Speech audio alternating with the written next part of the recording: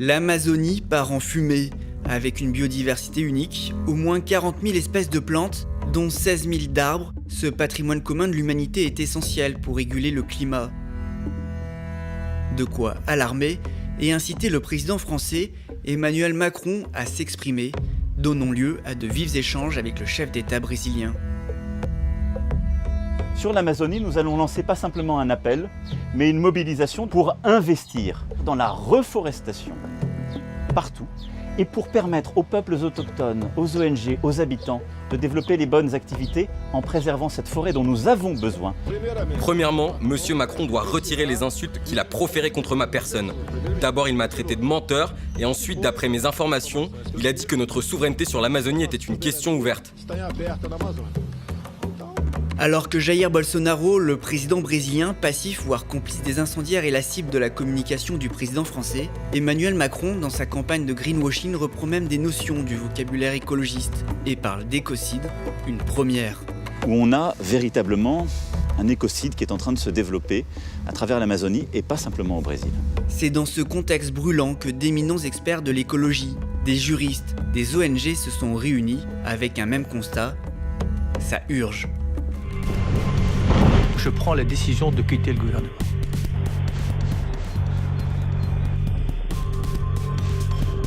Make our planet great again. Bienvenue à Climax, festival d'écologie qui se tient à 4 jours à Bordeaux. Suivez-moi. Cette année, le festival Climax met au centre des débats la déforestation en Amazonie. Emmanuel Macron est-il si écolo-compatible en parlant de l'Amazonie? Nous allons poser la question à des intervenants. Pour rappel, la France détient un territoire amazonien, la Guyane, couverte à 90% de forêt, et ce qui s'y passe n'est pas très reluisant. On a rencontré Patrick Monnier, porte-parole de Hors de Question, un collectif guyanais qui se bat contre l'extractivisme dans la forêt. Patrick est un très bon connaisseur de l'Amazonie française. On l'appelle forêt pluvieuse, forêt équatoriale, forêt humide, forêt ancienne, forêt primaire. À plus de 80%, elle est vierge encore, si ce n'est qu'elle est fortement dégradée par l'industrie minière, légale et illégale. Le collectif Hors de Question assiste au premier plan à la dégradation de l'environnement. Les insectes, les animaux, les plantes, tout disparaît. Comment peut-on imaginer de vivre sans cette biodiversité? L'État français entreprend la déforestation de la Guyane. La mine est polluante, la mine est destructrice. La Montagne d'Or est l'un des projets miniers les plus polémiques. Un projet gigantesque qui divise en Guyane et l'administration française, poussant l'Élysée à des revirements et à le mettre entre parenthèses. C'est un projet qui, je pense, sur ses fondamentaux, peut être bon pour la Guyane. Juste ce que je peux vous dire, c'est qu'à l'heure actuelle, ce que je sais du projet n'est pas compatible avec l'ambition que je viens de fixer. C'est une position nouvelle pour le président, jusqu'alors plutôt favorable à la création de cette méga mine d'or industrielle à ciel ouvert au cœur de la forêt guyanaise. Le projet n'est pas abandonné parce que la concession arrivait à terme fin décembre 2018. Il suffisait à l'État français de dire « on ne vous renouvelle pas la concession ». Or, le pétitionnaire réclame un renouvellement de la concession pour 25 ans.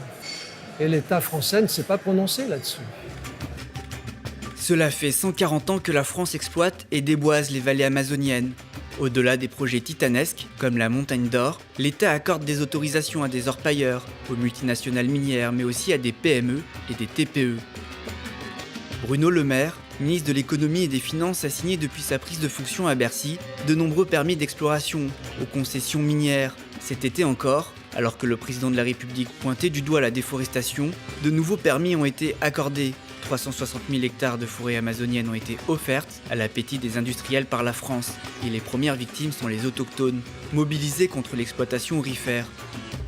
Nous avons rencontré Clarisse Da Silva et Alexandre Sommer, deux représentants d'organisations amérindiennes qui nous racontent. Il nous reste un fleuve qui n'est pas pollué qui s'appelle la Mana, qu'on essaye de préserver absolument. C'était vers ce fleuve-là que la Montagne d'Or voulait s'implanter. Il y a vraiment une démarche de soutenir le développement de l'activité minière et en plus à une échelle industrielle. L'Orpaillage est arrivé avec l'arrivée des colons justement puisque c'est pour ça qu'ils sont venus. Et maintenant on doit essayer de ne pas faire l'erreur du passé. Nous vivons en rapport direct avec la nature, nos modes de vie sont très liés encore à la nature et donc de ce fait pour des projets type agriculture, agroforesterie ou tout ce qui concerne l'écotourisme, on a besoin de terre pour pouvoir développer ces projets.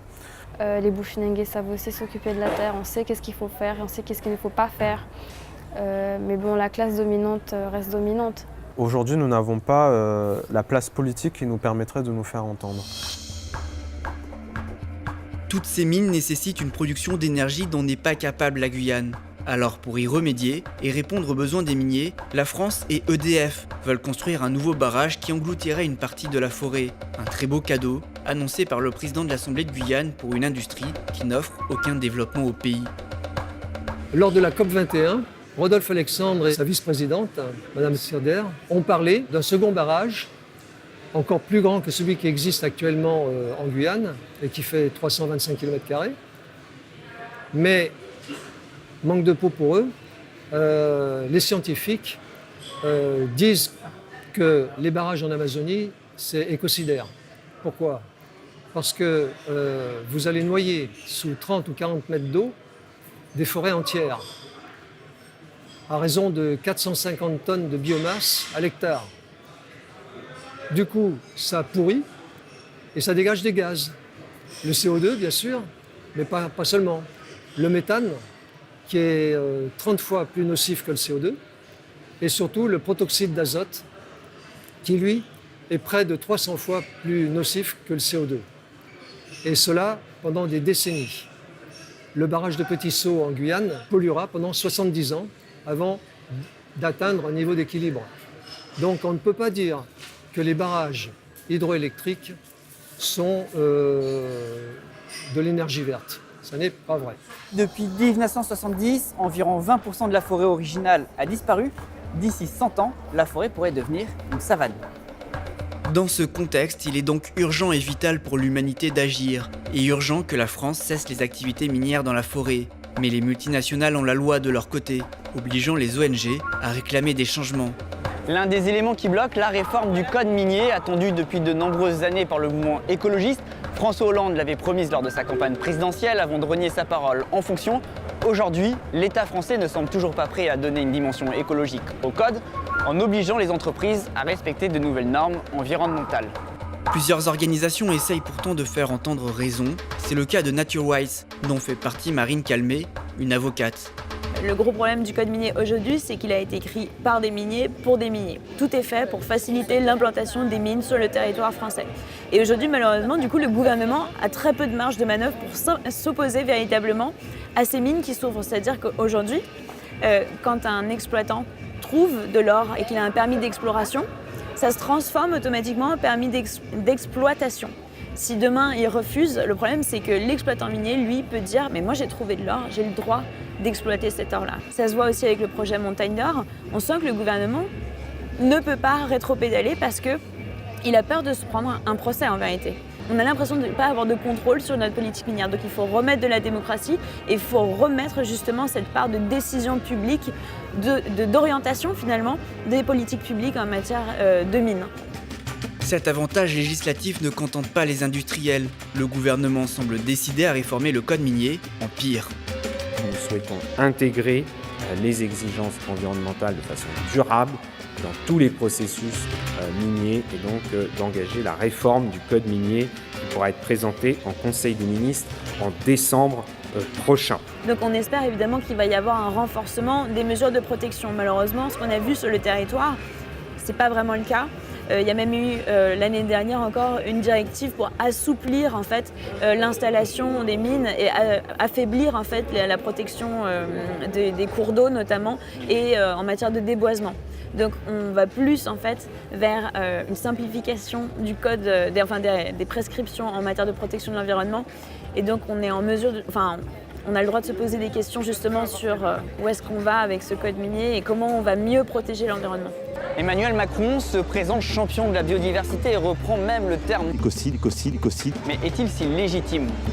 On a rencontré Valérie Cabanès, une référence mondiale qui se bat pour faire reconnaître dans le droit international cette notion comme un crime. L'écocide, étymologiquement, vient du mot grec oikos, la maison, sidéré, tuer. Il s'agit donc effectivement de la destruction de notre maison commune. Aujourd'hui, ce n'est pas encore un crime à l'échelle internationale. L'intérêt de ce plaidoyer sur le crime d'écocide, c'est donc de faire avancer cette notion en demandant à ce que la communauté internationale, et en particulier les États partis au statut de la Cour pénale internationale, qui a été créée en 2002, qui reconnaît 4 crimes internationaux graves aujourd'hui, reconnaissent un 5e crime, qui soit le crime d'écocide, donc le fait de détruire ou de porter atteinte gravement à des communs planétaires ou à des systèmes écologiques de la Terre.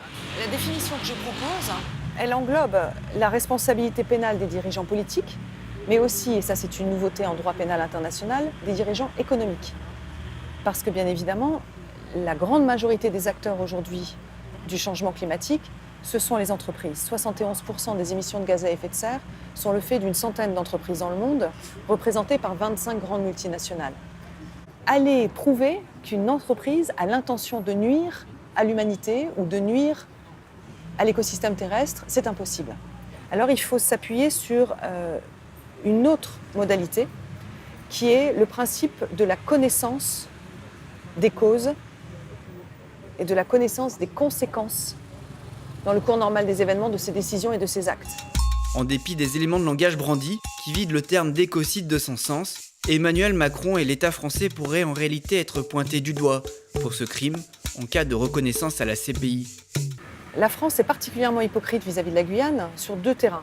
Elle reconnaît la Déclaration des droits des peuples autochtones qui a été validée par la communauté internationale en 2007, par exemple, mais elle n'a pas signé la Convention 169 de l'Organisation internationale du travail qui impose aux États de consulter les populations autochtones sur des projets industriels qui vont les impacter, par exemple. Cette volonté qui a été de l'État de soutenir ce projet de montagne d'or et donc d'exploitation minière en plein cœur de l'Amazonie viole d'une part les droits des peuples autochtones parce qu'ils n'ont pas été consultés et viole les droits des peuples autochtones parce que l'usage du cyanure ou du mercure, quel qu'il soit, a forcément un potentiel écocidaire à partir du moment où cela pollue les fleuves, où cela tue ou contamine les milieux aquifères et où les populations qui vivent aux abords de ces fleuves consomment des poissons qui sont contaminés, avec des enfants qui aujourd'hui sont malades et qui sont abandonnés par la République.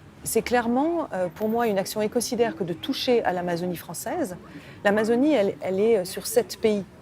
Et on voit bien que quand on parle de cet écosystème, là aussi, on ne peut pas revendiquer une souveraineté nationale sur un écosystème qui est vital pour le monde, qui régule le cycle des pluies mondiales, qui est une pompe à carbone et qui ne peut pas répondre à des intérêts économiques au détriment de l'intérêt général. Si l'écocide était reconnu, selon ma définition, par la Cour pénale internationale, on pourrait effectivement se retourner contre l'État français ou les entreprises françaises ou même étrangères qui agissent en territoire français, puisque la France est signataire de la Cour pénale internationale. Et donc, à partir de ce moment-là, la compétence universelle s'applique autant pour les ressortissants français, dirigeants économiques ou politiques, que des ressortissants étrangers qui agissent en territoire français. Dans les 2 cas, il serait possible de poursuivre pénalement ces personnes.